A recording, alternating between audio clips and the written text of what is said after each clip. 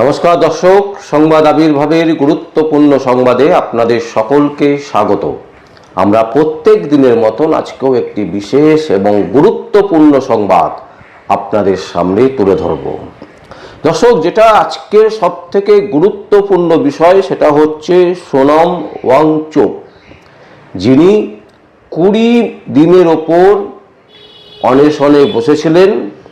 তার মূল যে বিষয় কারণ হচ্ছে যে একের পর এক প্রতি বছরে নিটের যে পরীক্ষা হয় সেই পরীক্ষায় গাফিলতি, সেই পরীক্ষার প্রশ্নপত্র ফাঁস, সেই পরীক্ষায় অনিয়মিত বিশৃঙ্খলা এবং এই সমস্ত কিছুর কারণে 20 জন ছাত্রছাত্রী যারা নিট পরীক্ষা দিয়েছিলেন, এই বেনিয়মের ফলে তারা আত্মহত্যার পথ বেছে নিয়েছিলেন এবং তাকে সামনে রেখেই সোনম ওয়াংচুক তিনি প্রতিবাদে সামিল হয়েছিলেন এবং তিনি বলেছিলেন যে আমি ততক্ষণ পর্যন্ত অনশন করব যতক্ষণ পর্যন্ত না কেন্দ্রীয় শিক্ষামন্ত্রী ধর্মেন্দ্র প্রধান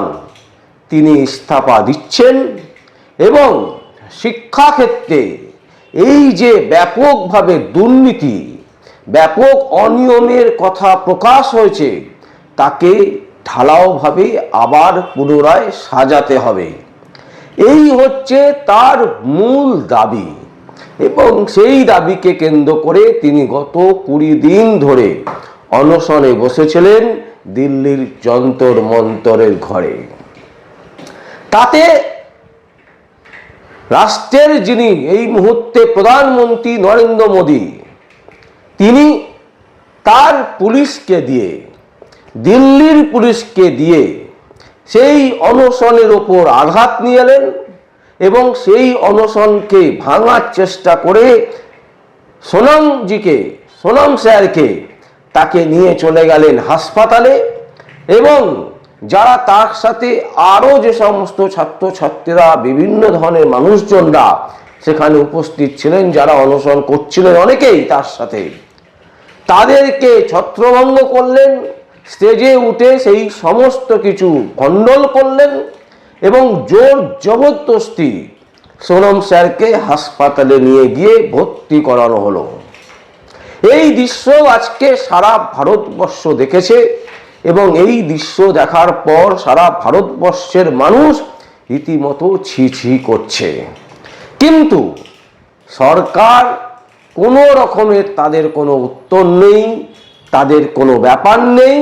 উল্টে তারা তাদের যে সমস্ত দলীয় কর্মীরা আছে, যারা শিক্ষায় শিক্ষিত হয়নি, যারা অশিক্ষার অন্ধকারে এখনো পর্যন্ত জর্জরিত, তারা রীতিমতো সোশ্যাল মিডিয়াতে এই সোনমজির বিরুদ্ধে নানান রকমের কুরুচিকর মন্তব্য ছড়াচ্ছেন। তিনি নাকি বাইরের মানুষ, তিনি নাকি ভারতবর্ষের নয়, তিনি নাকি চীনের এজেন্ট, এই ধরনের কথাবার্তা তার বিরুদ্ধে সোশ্যাল মিডিয়াতে যারা বিজেপি দলীয় কর্মী, যারা আরএসএস এর কর্মী, তারা এই ধরনের ঘটনাগুলো ঘটাচ্ছেন। তার কারণ কতটা শিক্ষা দীক্ষার অভাব হলে এই কাজ করা সম্ভব। আসলে একজন চা আলাকে দিয়ে চা বিক্রি সম্ভব। একজন চা আলা যখন প্রধানমন্ত্রী হয়ে যাবেন, একজন চা আলা যখন প্রধানমন্ত্রীর আসনে বসেন, তখন বুঝতে হবে সেই দেশ, পুরো দেশটাই কিন্তু চা আলাতেই রূপান্তরিত হবে। এটাই স্বাভাবিক ব্যাপার। আসলে শিক্ষা দীক্ষার যদি অভাব থাকে তাদের ক্ষেত্রে এই সোনম ওয়াংচুককে বোঝার সম্ভাবনা থাকে না, কারণ তাকে কি করে বুঝবেন? পড়াশোনা যদি আমার না থাকে, দেশের যিনি প্রধানমন্ত্রী তিনি হচ্ছেন একজন চাওয়ালা, আর যিনি প্রতিবাদ করছেন তিনি স্রষ্টা, তিনি কিছু দিতে চাইছেন, ভারতবর্ষের বুকে ভালো কিছু করতে চাইছেন। অনেকে বলছিলেন যে সোনম ওয়াংচুককে আমরা ছোট্ট করে তার একটু সংক্ষেপে তিনি কে সেটা আপনাদেরকে বোঝাবার চেষ্টা করছি।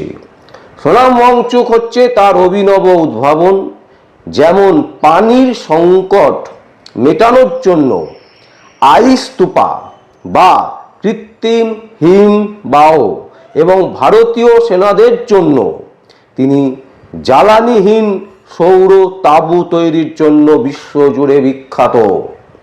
মানে এই যে বিভিন্ন জায়গায় দেখছেন না, আজকে যে সমস্ত সৈন্য সামন্তরা সারা দিন রাত জেগে ভারতবর্ষকে পাহারা দিচ্ছেন, -8 ডিগ্রি, -10 ডিগ্রি, -15 ডিগ্রিতে যারা যে সমস্ত সৈন্যরা বরফের মধ্যে সারা দিন রাত পাহারা দিচ্ছেন, দেশের সেবা করছেন, তাদের জন্য এই জ্বালানি, যেখানে জ্বালানি হিসাবে জ্বালানি জ্বলবে না, কৃত্রিম উপায় তৈরি হবে এবং সেই জ্বালানিহীন সৌর তাঁবু তৈরির জন্য তিনি বিশ্ববিখ্যাত। শিক্ষা, সংস্কার ও পরিবেশ রক্ষার অসামান্য অবদানের জন্য তিনি 2018 সালে র্যামন ম্যাগসেসে পুরস্কার লাভ করেছিলেন। তিনি সোনাম ওয়াংচুক হলেন ভারতের লাদাখের একজন বিখ্যাত প্রকৌশলী, শিক্ষাবিদ, উদ্ভাবক এবং পরিবেশবাদী। তিনি student education and culture movement of লাদাখের প্রতিষ্ঠাতা। তাই এই রকম একজন মানুষ, তিনি যখন কোনো কিছু বলেন, যাদের পেটে শিক্ষা আছে, যারা শিক্ষিত সমাজ, যারা পড়াশোনা করছে, যারা নিট পরীক্ষা দিচ্ছে, তারা বুঝতে পারছে যে তাদের শিক্ষক তাদের জন্য কি বড় লড়াই করছেন। কিন্তু যিনি চা বিক্রি করতে করতে দেশের প্রধানমন্ত্রী হয়েছেন, তার পক্ষে কখনো বোঝা সম্ভব। এবং যে কারণে আজকে ভারতবর্ষের সমস্ত কিছুতে যদি আমরা দেখি দুর্নীতি, একটাই বিষয়, যেটা হচ্ছে ধর্ম। তুমি কে? হিন্দু না মুসলিম, মুসলিম না হিন্দু, খ্রিস্টান না হিন্দু, খ্রিস্টান না মুসলিম, এই নিয়ে সারাদিন বিবাদ লাগিয়ে রেখেছে। আর নিজেরা দিব্যি, এই প্রধানমন্ত্রী নরেন্দ্র মোদী তিনি নিজে চলে যাচ্ছেন পাকিস্তানে, গিয়ে বিরিয়ানি খেয়ে চলে আসছেন, তার বেলায় কোনো কিছু না, তিনি কিন্তু দিব্যি আছেন। এখানেই প্রশ্ন যে ভারতবর্ষ আর কতদিন এই রকম চাওয়ালাদেরকে প্রধানমন্ত্রী বানিয়ে রাখবেন? এই রকম চাওয়ালারা যতদিন প্রধানমন্ত্রী হিসাবে থাকবেন, ভারতবর্ষের উন্নতি তো ছেড়ে দিন, ভারতবর্ষ না বিক্রি হয়ে যায়, সেই জায়গায় কিন্তু পৌঁছে যাচ্ছে।